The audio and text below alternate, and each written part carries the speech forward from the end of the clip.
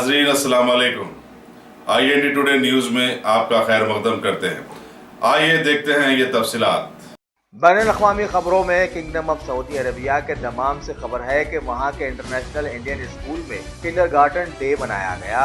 मेहमान खुसूसी के तौर पर डायरेक्टर फॉरेन एजुकेशन मोहम्मद अवद अल मालकी मदऊ किए गए।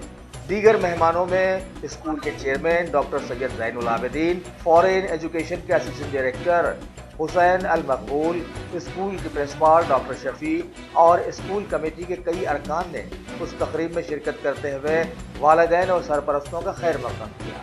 चेयरमैन ने सदारती खुतबा दिया और किंडरगार्टन की हेड मिस्ट्रेस सबीना साजिद ने मेहमानों और सभी लोगों का शुक्रिया अदा किया।